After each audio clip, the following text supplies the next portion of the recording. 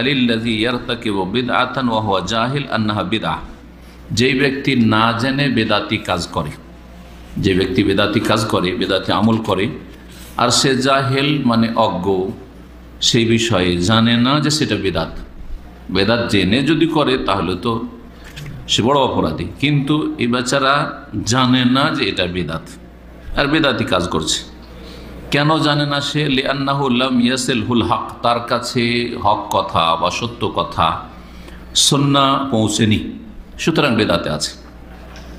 তাহলে বোঝা যায় যে কারো কাছে যদি হক পৌঁছে যায় তারপরে যদি না মানে আর বেদাত করে, তাহলে সে জাহেল না, সে জানার পরে মানছে না, সে অপরাধী, সে বড় অপরাধী। অধিকাংশ বেদাতিরা কিন্তু এই গ্রুপেই পড়বে, কারণ বর্তমান যুগে আলহামদুলিল্লাহ সোশ্যাল মিডিয়ায় হোক আর সহি আকিদার আলেম আলমাদের আলহামদুলিল্লাহ দাওয়াতের সক্রিয়তার কারণে হোক, বিভিন্ন দেশে আলহামদুলিল্লাহ কোরআন সুন্নাহর দাওয়াত ব্যাপক আকার ধারণ করেছে। আর শহরে শুধু নয়, গ্রাম অঞ্চলেও পৌঁছে গেছে। কারো কাছে সরাসরি পৌঁছেছে কোনো আলেমের মাধ্যমে, আর কারো কাছে অনলাইনে পৌঁছেছে, কিন্তু আসলে মানতে চাই না, তাই তো তার কাছে হক পৌঁছে গেছে। এখানে প্রশ্ন করছেন যে যেই লোকের কাছে হক সত্য কথা পৌঁছেনি, যার ফলে সে বেদাতি কাজ করছে, তো এই ব্যক্তি যে না জেনে বেদাতি কাজ করলো, হাল ইউজারু আলা যালিকাল আমাল আমজা আন্না যালিকাল আমাল লা ইউকবাল মিনহু, এই যে আমলটি করলো বিদআত ভিত্তিক আমল, এই আমলটির ওপর সে সওয়াব নেকি পাবে, নাকি সে আমলটি কবুল হবে না, প্রত্যাখ্যাত হয়ে যাবে। কারণ তার নিয়ত আছে এবাদতের, তার নিয়ত বেদাত করার নেই, তার নিয়ত হচ্ছে এবাদত করার নিয়ত। উদাহরণস্বরূপ একটা লোক নাওয়াইতো পড়ে সালাত আদায় করছে, নাওয়াইতু আন উসাল্লিল্লাহি তাআলা, সালাতের ক্ষেত্রে নাওয়াইতু আন আসুমা গাদান বলে সিয়াম রোজা রাখছে, ফরজ নফল যাই হোক, আর সেই ব্যক্তি অজ্ঞতার কারণে এই নিয়ত পড়ছে, নিয়ত করছে না। নিয়ত তো আমরাও করি আর প্রত্যেকেই করে, নিয়ত করা ছাড়া কোনো ইবাদতই কবুল হয় না। অন্তর থেকে নিয়ত করা শর্ত, ফরজ, কিন্তু তারা কি করছে? নিয়ত পড়ছে। এই যে নিয়ত পাঠ করছে উচ্চারণ করে, কিসের কারণে? অজ্ঞতার কারণে। উদাহরণ দিয়ে মশলাটি বুঝে, জানে না যে নিয়ত পড়া বেদাত। কেন জানে না? তার কাছে নিয়ত করা যে শরীয়তের নেই, এ কথাটা পৌঁছেনি। পরম্পরা এলাকার যেসব আলেম সমাজ থেকে শিখেছে, অথবা জনগণ মুরব্বী বাপ মা থেকে শিখেছে, দাদা দাদি থেকে শিখেছে, তারা নিয়ত পড়তো, সুতরাং তারাও নিয়ত পড়ে। এর বেশি অতিরিক্ত হক কথা তাদের কাছে পৌঁছে নাই, এই হচ্ছে প্রশ্ন, তাই না? কিন্তু যদি যেই লোক নাওয়াইতো পড়ে রোজা রাখছে, নাওয়াইতো পড়ে নামাজ পড়ছে, তার কাছে এই কথা পৌঁছে যায় যে নিয়ত পড়া বেদাত, নিয়ত পড়া বেদাত, কিন্তু বলছেন না ওইসব কথা মানি না, ওয়াহাবীদের কথা, উলামা মাযহাবীদের কথা, তাহলে সেই ব্যক্তির ক্ষেত্রে কোনো সন্দেহ নেই যে তার আমল বাতিল। কারণ রাসূলুল্লাহ সাল্লাল্লাহু আলাইহি ওয়াসাল্লাম কি বলেছেন? মান আমিলা আমালান লাইসা আলাইহি আমরুনা ফাহুয়া রাদ্দুন, যেই ব্যক্তি এমন কোন আমল করলো যার ওপর আমার আদর্শ বা আমার নির্দেশ নেই, ওই রকম আমার আদর্শ নয়, ফাহুয়া রাদ্দুন, সেটা প্রত্যাখ্যাত।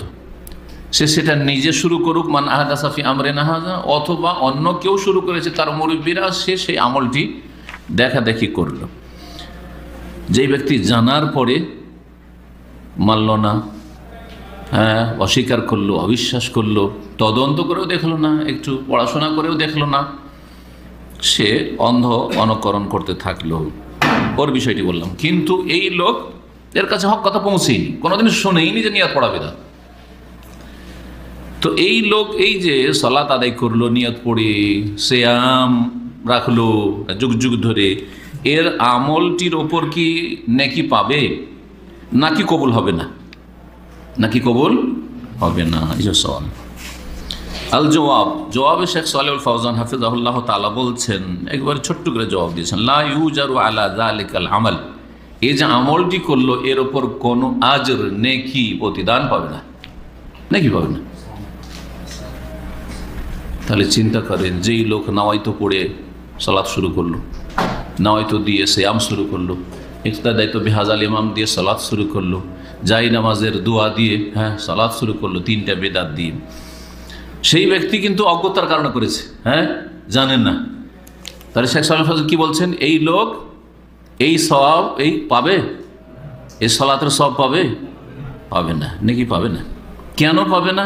আবার বলছে লা ইউজারু আলা যালিকাল আমাল, এই আমলের ওপর কোনো আজর সওয়াব বদলা পাবে না, কোনো প্রতিদান পাবে না, জিরো। কেন? লিআন্নাহু গায়রু মাশরু, কারণ এটি শরীয়ত সম্মত হয় নাই, এটি শরীয়ত সম্মত নয়। কারণ ইবাদত কবুলের জন্য দুইটি শর্ত, একটা হচ্ছে এক আল্লাহর জন্য হইতে হবে, আর এক শর্ত হচ্ছে এক রাসূলুল্লাহ সাল্লাল্লাহু আলাইহি ওয়াসাল্লামের তরিকায় হইতে হবে। সে আল্লাহর জন্য করেছে, কারণ ইবাদত উদ্দেশ্য ইবাদত আল্লাহর জন্য করেছে, ইখলাস আছে প্রথম শর্ত, কিন্তু রাসূলুল্লাহ সাল্লাল্লাহু আলাইহি ওয়াসাল্লামের তরিকায় সেই কাজটি হয়নি।